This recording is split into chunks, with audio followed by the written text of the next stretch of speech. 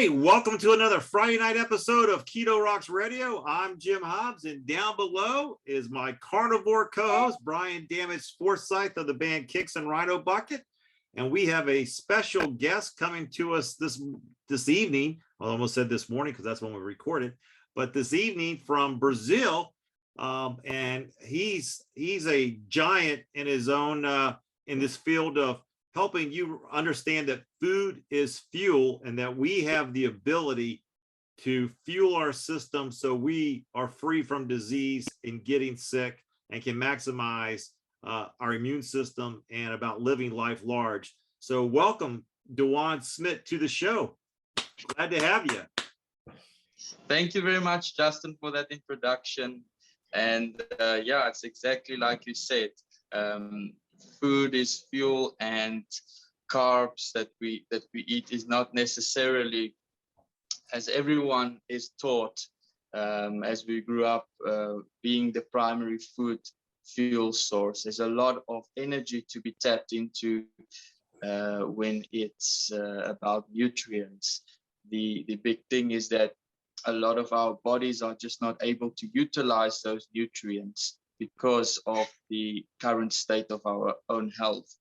So that is something that I really realized as I started and over the years of the experience. So yeah, just a little thing there. Yeah, that's what it's all about. So how did you arrive to this thinking? How did you arrive to living this lifestyle out and then going out to teach others that they can live this lifestyle too? So what triggered you to get there?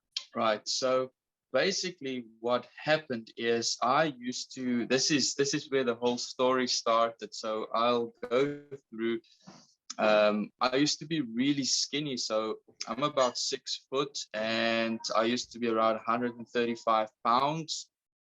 This is the complete opposite of where I am and where I went. So I basically wanted to become big and muscular.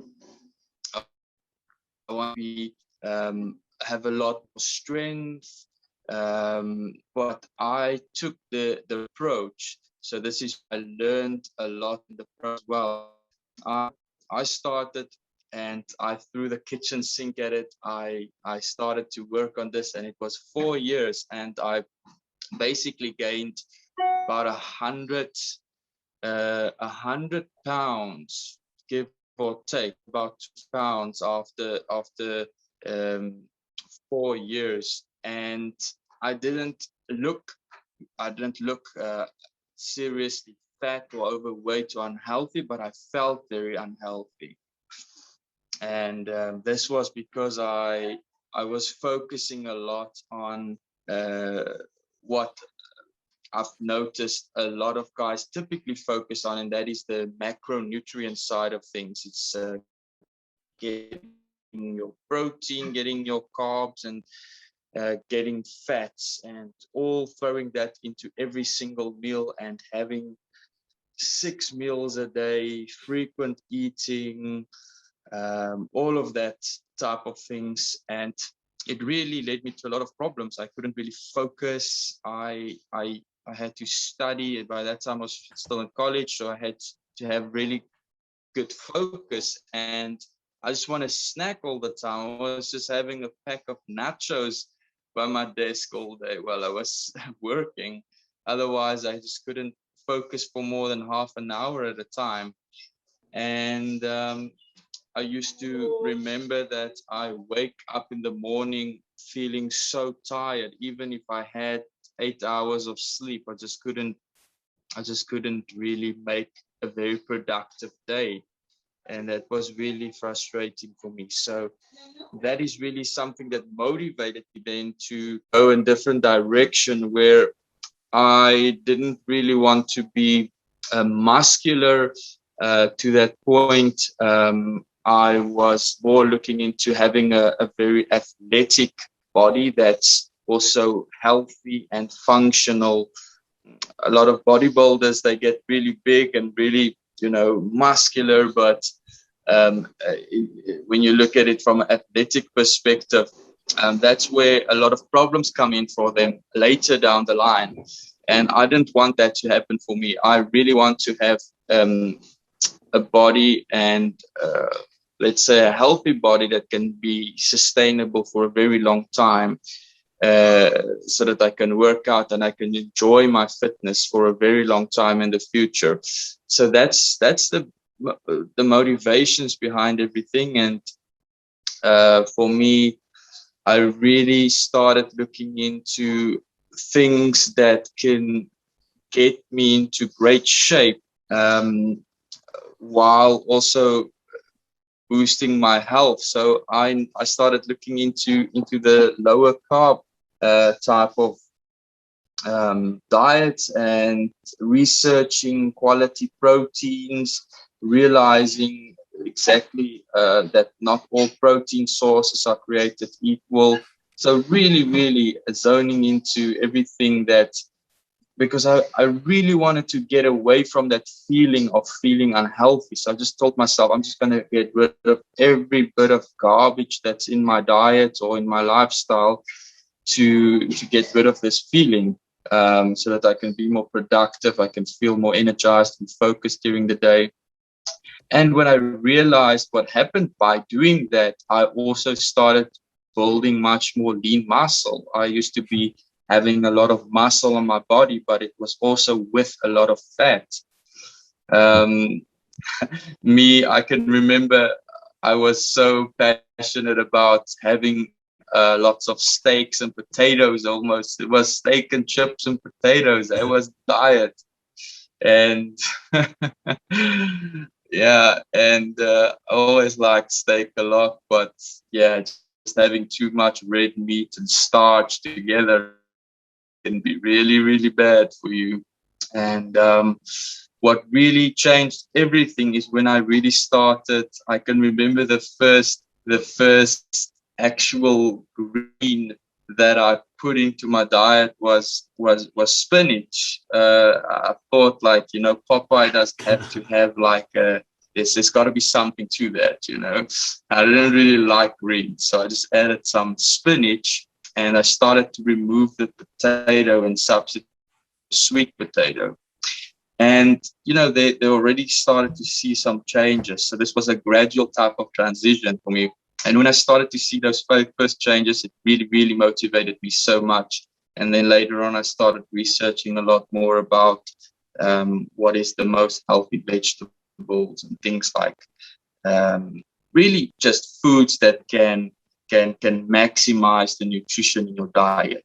We want maximum bang for our buck. So when we put food on our plate, we want as much nutrients as we can possibly get. It's exactly the opposite of fast food, where you have 1,000 calories, but those 1,000 calories contain almost zero nutrients. And after you eat that 1,000 calories, then you still feel like you can crave, you can eat another 1,000 calories.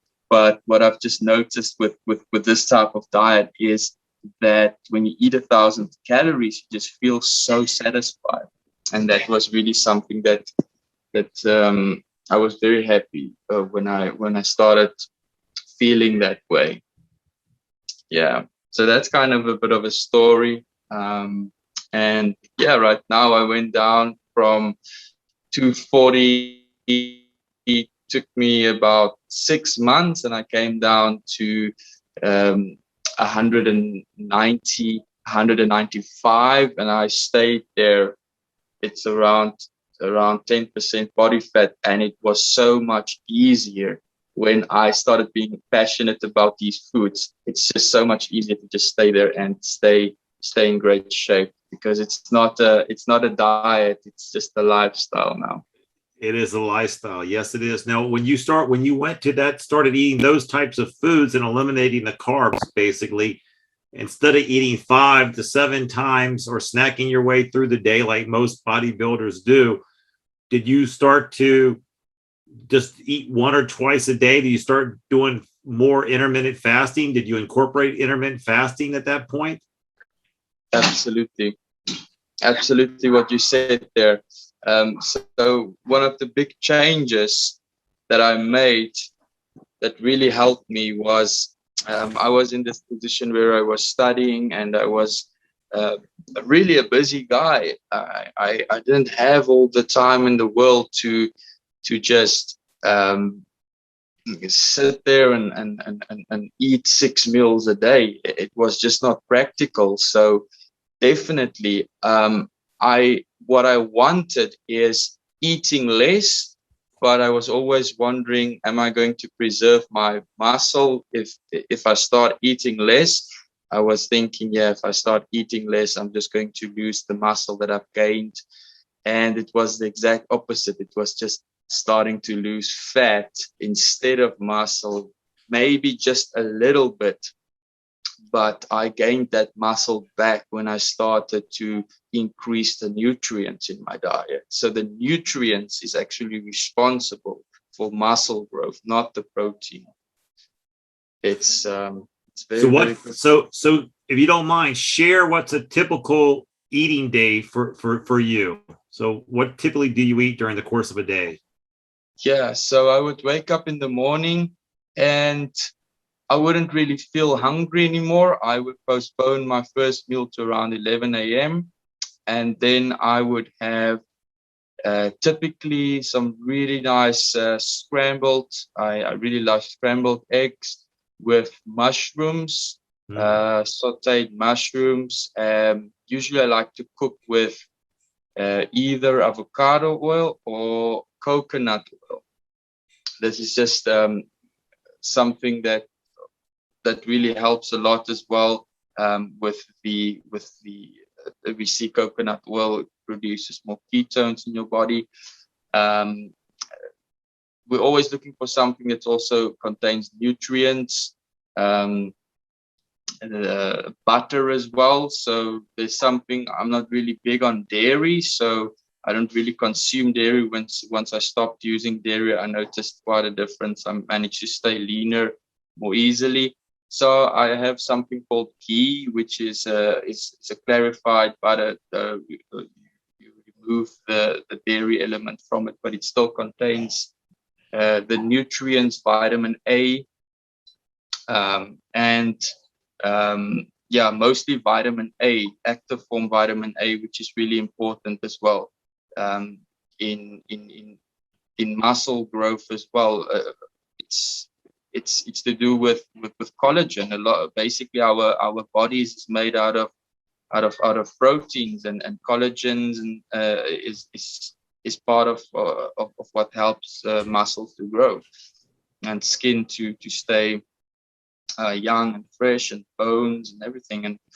And so that's it's little things like that, adding a little bit more, knowing where we can find these nutrients. And then basically after that I'll be having some lunch. I'll usually change between either beef or seafood. I really like those two protein sources. It's because they contain so much zinc.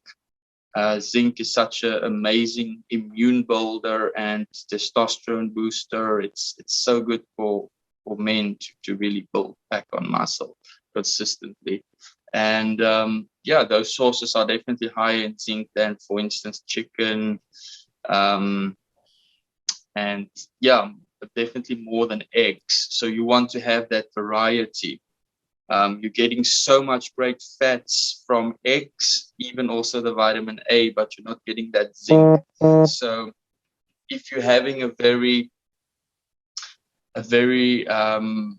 small variety in your diet, then you're not getting all of the nutrients. And that's just what I've noticed. So I'll have the meat, and then I'll have salad on the side, because the meat usually contains all that fat, and I will cook the meat in butter. The seafood I'll cook in butter, or the ghee, as I said now, and the beef I'll also cook in butter. And then just season it with the right seasoning. Some of these seasonings like thyme and rosemary for the beef, it tastes absolutely great. And I pretty much put so much garlic on everything because it's just amazing. It's such a immune builder, and it's helped me so much. Yeah, those are probably some of the more natural things that you can use to really get yourself into this place where you don't get sick all the time.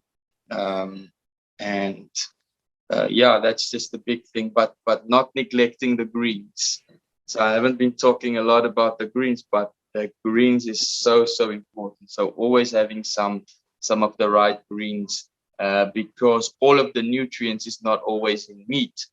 A lot of the guys believe in a carnivore diet, but that means that they are getting nutrients. They're getting a lot of dense nutrients, and I believe that getting from organ meats is exceptionally rich in nutrients. There's this one guy that's been famous on online that eats a lot of organ meats, and he's really big. The thing is that's absolutely great, but the all of the nutrients that you have to get is sometimes not available in meats, but it's in. So saying that being vegetarian is good, you're not getting the full range. To be carnivore, you're not getting the full range. So there has to be that balance to get that full range of nutrients that's we call bioavailable, so available to absorb your body. So that's just some things, just some ways that I think about it. And yeah, well, let's talk about that, because I know my wife, most of the time, she's had to eliminate greens out of her diet, because every time she would put greens in her body, it would just wreck her system. I know Brian, my co-host here, same thing happens to him. So is there a reason, or is there a time to start incorporating greens back into your lifestyle? Because I know for my wife, she had to stop eating greens altogether, and she's pretty much a carnivore, and just like Brian is. I see. So this is where the interesting part comes in, because we are not robots. We have certain things in our bodies that prevent us from eating. For instance, if you have kidney stones, you should really lower things called oxalates inside plants. That is something that's really been proven, and it can really cause a lot of issues and things like that. But getting down to the root cause of why you are reacting that way to plants in the first place, and eliminating that problem so that you can have the plant foods. Because really what it is if you can't have plants, is that there is something there's something underlying in your health that is preventing you, that's causing a certain reaction in your body, that is preventing you from absorbing that type of food. Your body is sensitive to certain things, and there has to be a reason behind why that is. And once you uncover that reason, it leads you down a rabbit hole, and you can really find out what's really at the core of your health, and what you need to do to really optimize your health. So a lot of these things can give a lot of hints. It's very interesting. Yeah, just to add to that, it's one of those things where I realize it's like a gut problem that I have that causes me to not be able to deal with certain vegetables. So really going carnivore is my main purpose is to heal my gut, and then eventually be able to add that stuff back in. And at this point, I actually can eat asparagus without a problem. But before I became carnivore, I wasn't eating meat. I'd eat seafood, but I'd eat a lot of salads, with like spinach salads with raw spinach. And I think that really messed me up. I mean, I probably could eat spinach now if I cook it, but I think the raw vegetables were really messing me up. But that makes sense. I mean, I've I read that. What was that book, Jim? Now I can't remember the title. The Gut Book. Yeah. There you That go. one. Yeah. So, everything starts in the gut. And so that's really what, for me, I'm concentrating on trying to get that back in order, which makes sense. I'm like you're saying, that's the underlying problem with me. Yeah. Sometimes it's not even the gut. There's so many other certain things, but just finding that certain thing for everyone that's unique, and then zoning in on that problem and eliminating that problem. That is absolutely, it solves so many other problems that you didn't even notice could be solved. That is just what I noticed. Like, for instance, for me, I started gaining more muscle when I started to also work on my gut health and things like that, because my protein started to absorb better in my body. That is so much importance, because if you just have so much protein, it's actually bad for your kidneys, and just to overeat on protein, and it's there's got to be a balance. And you hit that point where some bodybuilders, they think, oh, you have to have so much protein, but if you're not absorbing all of that protein, you're just doing damage to your body. So that's where I think about. It's absolutely, gut health is such a big topic that can talk about on for ages. Yeah, for sure. Now, do you do blood work? Do you do blood panels to see what your blood your different panels are? Do you do that on a regular basis, Dewan, or you don't? Interesting, very interesting question. So I believe that a lot of the because typically what we want to see with blood work is the levels of nutrients. Sometimes they do a test. I know that if you take, for instance, you take actual raw zinc, which is a metal, and you put it on your tongue and you taste this absolute metallic taste, then you have enough zinc in your diet. If you can't taste anything, then you have a deficiency. There is certain other things, but I mainly look at symptoms. For me, symptoms is much more important when it comes to nutrient deficiencies and things like that. And also not just nutrient deficiencies, but certain other things, because let's say, for instance, pH, your blood pH in your body, because your body, the pH of your body can give you a lot of information as to how acidic or how alkaline your body is, and that can give you a lot of information of problems that you might be having, and then you start diving deeper into that.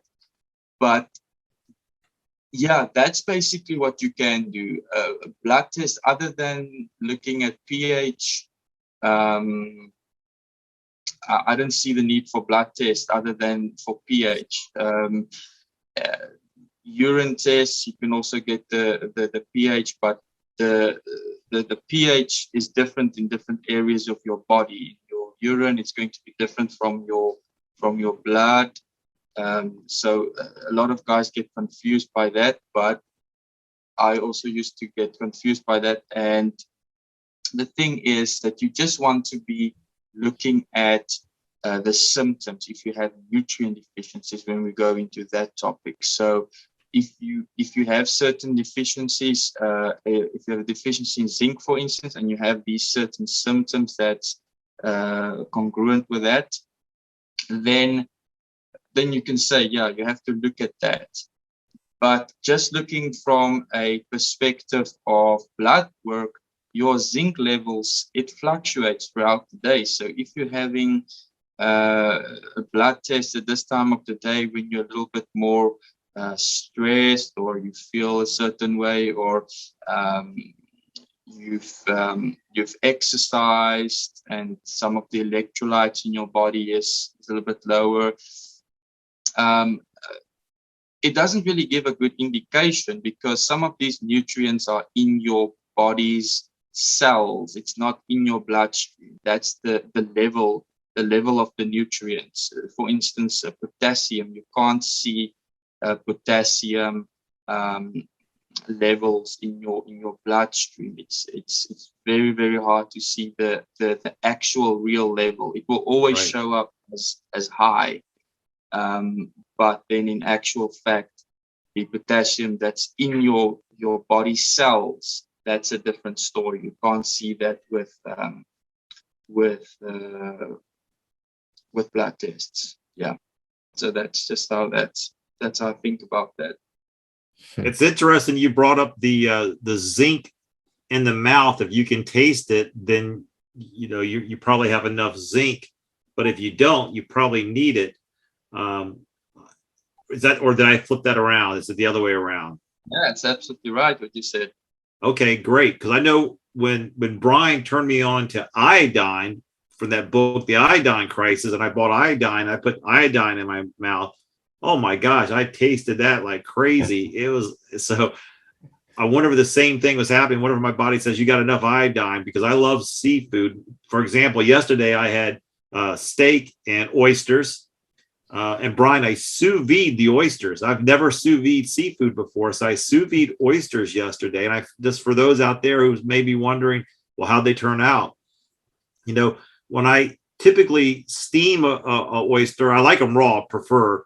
But if I steam them or roast them, they usually really shrink down. That muscle shrinks down. But when I did it in the sous vide at a temperature of 185 degrees for 6 minutes, and the shell opens up and they're so plump and juicy. It was my favorite way of having an oyster. So for those out there who've never sous vide oysters, it's a home run. Go do it. You'll love it. 6 minutes at 185 degrees. So, and then I had steak and shrimp the night before. So I'm with you with the combo of steak and seafood. It's becoming my favorite right now. Absolutely. Yeah, definitely. It's such a nice combination. You can just rub some garlic and butter. Works great on both of them, actually. Matter of fact, I use horseradish on the oysters, but I used garlic on my steaks. Garlic and butter, pepper. Those are what typically, and then fresh sprigs of a rosemary from the garden goes on sometimes as well, especially the prime rib. Yeah, amazing. Yeah, I mean, and rosemary is just such a great herb as well. It's some of these herbs just help a lot with anti-inflammation. It's great for your gut health as well. All right, it's that time of the show where we get a chance to check in with Mr. Brian Shanker of the Meat Tribe channel for those meat deals of the week. So Brian, I'm waiting. What do we got? All right, guys. Again, this week, not a lot of deals, but Food Line, they've got a couple of deals running through April 5th. They've got a whole Boston butt for 99 cents per pound. And that's a really, really good price. I'm going to have to go out and get some of those. And they also have some choice grade boneless chuck roasts for $3.99 per pound. And that's a really good price on those too. So if you're running low on those two items, go out there and get some. Big update from Harris Teeter. Their deals also run through April 5th. They've got their New York strips on sale this week. There are boneless New York strips. Their rancher grade in the value pack is $7.99 per pound, and the small pack is $8.49 per pound. And if you want some choice grade, you're going to pay $8.99 per pound. And then they have their reserve, which is kind of like Prime, USDA Prime. They've got a thin sliced New York strip for $9.49 per pound, which I'd pass on that. None of us like thinly sliced steaks. So.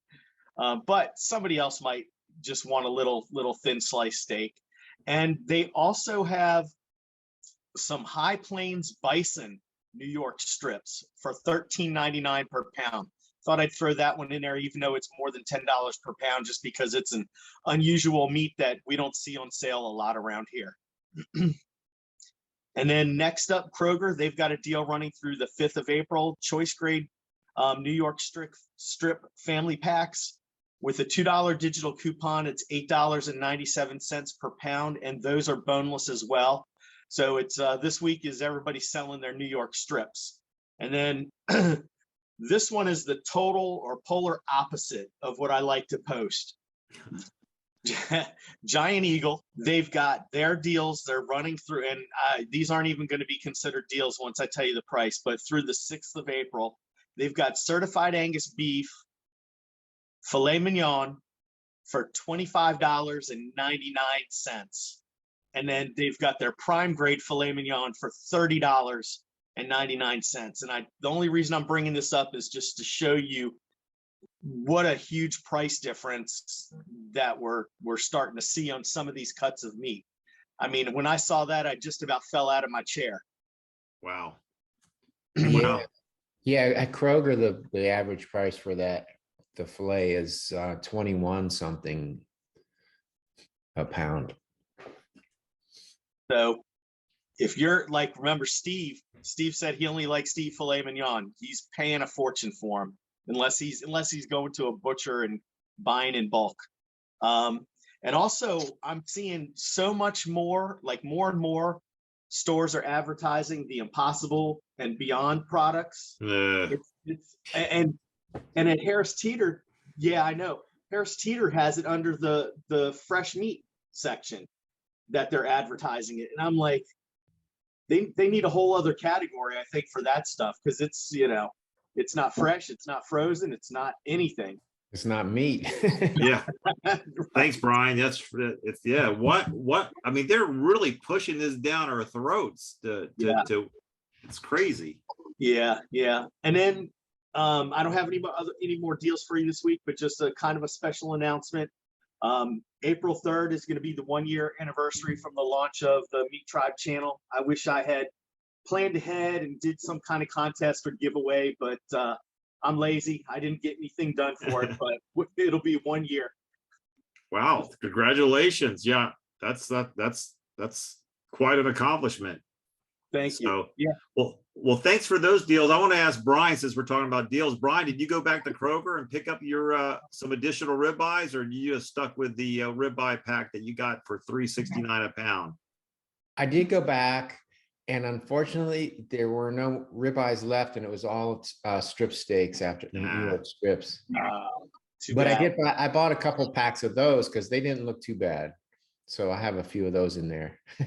Well, good. Anything else for us, Brian? Nope, that's it, guys. All right. Well, look, thanks for jumping on. Thanks for those deals, and we will see you next Friday. Sounds good. Take care. All right. We'll see you. Well, I know you got a lot of different programs that you offer that you have over the years. You got like the 8-step programs, and then you got the Marine Athlete Project 90-day program for CEOs, I believe. So if somebody's watching this and they go, wow, I'd love to be involved. I'd love for Dewan to show me how to make my body right. How do they go about doing that? Yeah, so basically I will have a look, an assessment at your current situation. We'll jump on a quick introductory call just to see where you're at and really where you want to go, so I can really understand your health. And then, basically from there, if I see you're a really good fit for what I do, then I'll show you more about how your body can benefit from these health methods. It's a holistic health method. And from there, it's a 90-day program that I will introduce to you that basically has a personalized evaluation where I give you a evaluation of your full health, so I can get a really good broad spectrum of all the symptoms that I can see there. And then using all of that, I tailor a specific diet and workout and lifestyle habits that's going to get you the fastest results. This is typically with the focus to eliminate that root cause, that underlying health problem that's stopping you for a very long time to lose fat, and so many other things. As we said before, fat loss is just what I look at. It's scratching the surface, but when you start losing the fat, so many other factors or little things in your health start to just fade away because of the root cause that we're targeting. So yeah, that's basically how it works, and how guys can really they can get in touch with me on Messenger, on Facebook. I have on my profile, I have the link to my group where there's weekly also information and sections that can give you a brief overview on everything. But yeah, just on a direct message, we can take it from there for sure. Yeah, That's awesome. Brian, you got any more questions for Dewan? Oh, wow, you covered so much already. Yeah, I can't really think of anything else. I mean, you've shared a lot of really good information. So yeah. So do you use a sous vide to cook food as well over in Brazil, Dewan? Let's say where I'm actually from, I'm South African, and we really like barbecue. We like to grill things, so that's kind of the thing.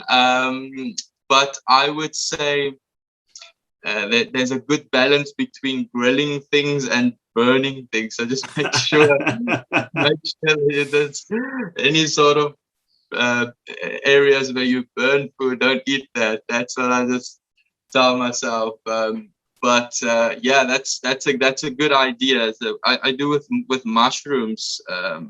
I like to saute the mushrooms. Okay. So, but I like to look into that. Yeah, you should. What's great about it is it just breaks down the proteins and the collagen and the tendons. And so when you're sous vide, like a ribeye, for example, at that perfect temperature of like 128, 130, somewhere in there for 4 hours, it just really makes the meat so tender because it really breaks down those tendons, and then you just throw it on the black iron skillet or throw it on the Traeger, smoke it for a minute on each side. But it's truly become probably my most used utensil in the kitchen. And I've even taken like chuck roasts. You heard Brian earlier talk about chuck roasts on sale.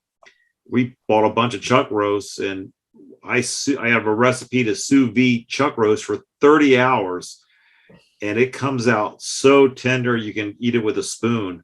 It's amazing. And of course, now that I found out that I can do shrimp and oysters and sous vide as well, it's just opened up a whole another world of cooking for me and my wife. So amazing. So much. If it's so tender, then it's just so much easier to digest. So wow, great stuff. Very good stuff. So I'm looking forward to see what else I can do. I got one of my buddies. He's Steve. He's been sous vide eggs for like hours on end at like 100, and I don't know what temperature he put them at, but he did chicken yesterday, and he loved what so the chicken came out awesome. So, Brian, do you use your sous vide lately? I'm trying to think of what the last thing I used it for. God, I can't even remember. It wasn't too long ago, but yeah, I got on that kick for a while, but I bounced back and forth between different methods. My favorite still is using the smoker to get the temperature up to where I want it, and then using the griddle to sear stuff. But I will use the sous vide. Really, for me, it comes in handy. Like, say if I make a big brisket or something, and I'll take it and I'll freeze like portions, so then I can I throw it in the sous vide to reheat it, and it comes out nice and moist. Yeah. So yeah, you got to try oysters. Do you like oysters? Yes. For me, Both of you. You like oysters, Dewan? Yeah, they're good. They're one of my Yeah. favorite foods. I do. Okay. Well, you need to try that method. Now, the only difference is before you put them in whatever packaging you want to submerge them in the water, you want to wrap them in aluminum foil just so the edges of the oyster doesn't poke through your bag. So you want to wrap them in aluminum foil before you put them in the bag to submerge in your tub, or else it'll put a hole in the bag. Just FYI for people out there who wants to try it, I tell you, they plump up, they open up, and they are delicious. It's now my new favorite way of having oysters. Wow. Do you use the vacuum method when you put it in the bag or not? Depends. Like if we buy a bunch of like ribeyes or something, we'll use the vacuum seal bag to seal them. And if I know if I go, okay, I'm going to sous vide these for sure, I'll put the salt and pepper and butter in that bag, and I will vacuum seal it. And then I'll put that bag, when I pull it out of the freezer, that's the bag I'll use without it. And then if not, I just use a regular freezer bag, Ziploc freezer bag, and if I haven't seasoned them yet, to season to put them in. So that's what I use. I've used both. Because I bought these silicone bags. Actually, the regular freezer bags are probably not a good idea because they have that plastic will leach into your food. Oh, well, thanks for ruining that for me. It's funny because I told Peg yesterday with the oyster bag, I was thinking, I said, gosh, maybe I can create a bag that's reusable for people just to use for oysters. And so I was like, I'm going to patent a reusable sous vide bag for food. So you can clean it out afterwards, put your oysters in there, sit it down. So, Brian's got that. Brian already invented it. No, I didn't invent it. They make these, but they're like, they're silicone. Yeah, that's what I was thinking in my head. So where'd you get those? On Amazon. Okay, of course. But they make different sizes. I don't know if they make a bigger one than that. That's the only problem, though. I couldn't put like a huge thing in that. Is that pretty thick, though? You think a oyster shell would cut through that, or is it pretty durable? It's thick, yeah. Okay. Well, then I'm gonna have to go to Amazon and get. Are they called sous vide bags? What are they called? Oh, that's a good idea. I'll have to send you the link. Okay. All right. Dewan, so what's on your plate today? Have you had food today? Let's say today I'm really in the mood to get some Japanese food because it's really big here in Sao Paulo. So haven't really yet eaten. I sometimes postpone my meals quite far and then just have lunch. So I'll head over to have lunch now. Now, you said you do fast. So do you do like intermittent fasting? So you do 16-hour plus in between meals, or what's your fasting periods? Yeah, let's say last night, the last meal was around, right now it's about 15 to 16 hours at this point. Yeah. So I'll probably have something soon. Yeah. But there's a lot of ways to, I just feel so much more focused, I would say, sometimes when I don't have a lot of food early in the morning. It was really interesting what you just said there about the plastic bags.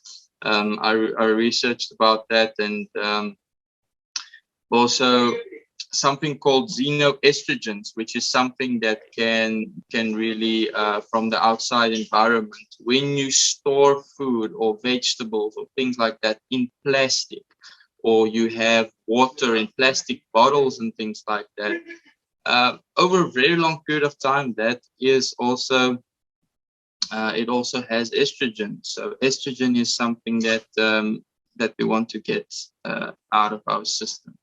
Yeah. Yeah, so that's just a small little thing there.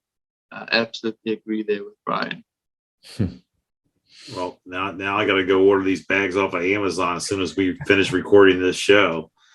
So, but well, it's very interesting. You do the intermittent fasting too. I was thinking about that yesterday. You said something earlier, Dewan, about having more energy and stuff. And I have found that, I used to wake up the same way you used to. I when I was younger, I could sleep and wake up and I feel like I had no sleep at all. Like I just be drained and tired. And it was just so tough to get motivated to get through the day.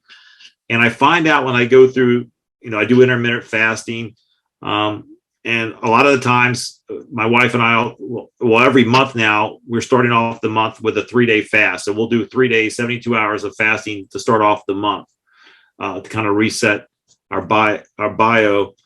And I realized that I seem to get more energy, more into the fast. Like I start to have more energy instead of feeling like, oh, I can't wait to eat food. I need food. I'm dying here.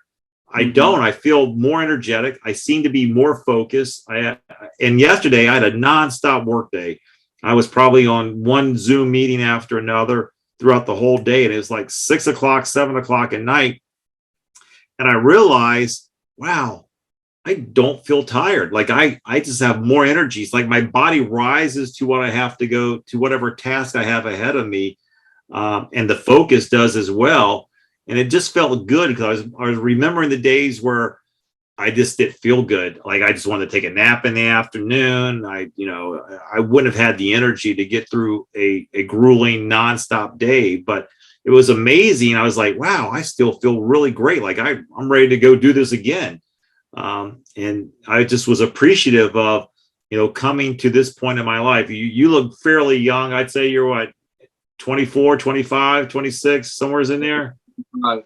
Okay. Yeah. So, I'm twice your age. And back when I was 25, I probably did not feel as good as I feel today.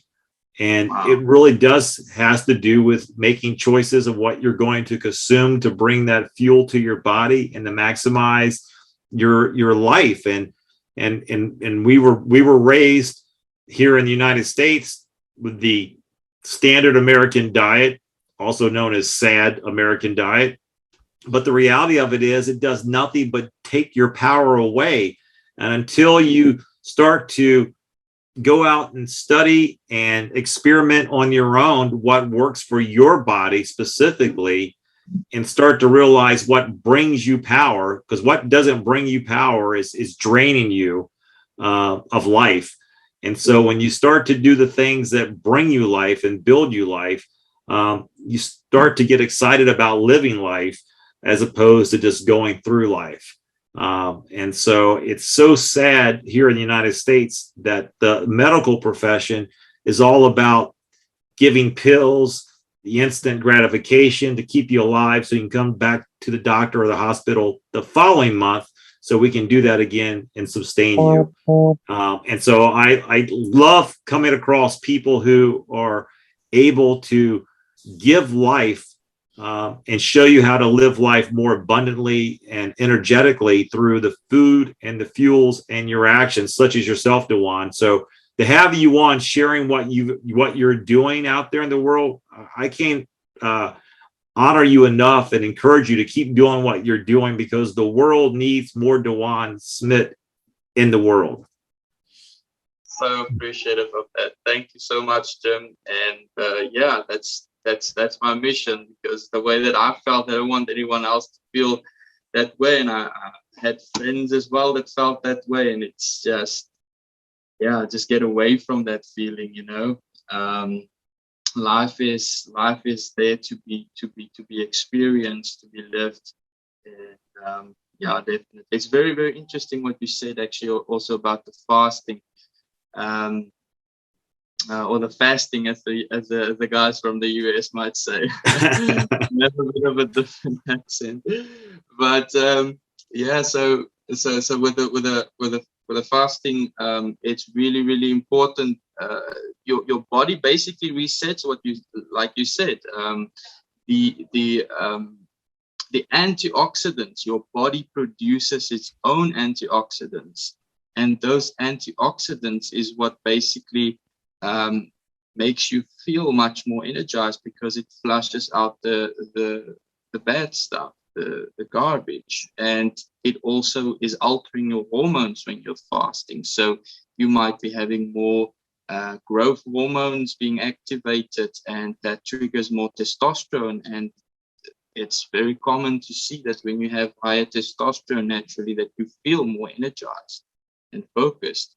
So absolutely, fasting makes total sense, and from many perspectives. So outside of eating good food, lifting weights, working out, what else do you like to do? What are some of your hobbies, Dewan? What do you like to do? Yeah, absolutely. Yeah. So for me, here in Brazil, there's so much beach and things like that. So it's been summer here. So lots of going out to the beach and trying a bit of kite surfing. I've been like surfing for a little bit longer, but just trying some new things. And I really like motorcycling and things like that, just like sports like that and some I would say the stuff that kind of is a bit adrenaline, sometimes get a kick out of things, just feel a bit like that, even more energized. Just feel that feeling, that feeling of feeling really alive by doing something that pumps up your adrenaline a little bit. So how far away from the beach are you? Were you real close? Would say right now, Sao Paulo has got about 60, let's say about 40 miles from a beach, but I've been staying around Rio for the last couple of months. I just came here for a week or two, but there's a beautiful park here, absolutely huge. It's a huge city, and I would say if it wasn't for this beautiful park, green lush park, I don't know how people would survive in the city. It's 12 million people, I think, plus minus. Wow. It's I think it's more than New York. It's the biggest city in the whole of the South Americas, and I would say for people for living more healthy is to just get out and to experience a bit of nature like this.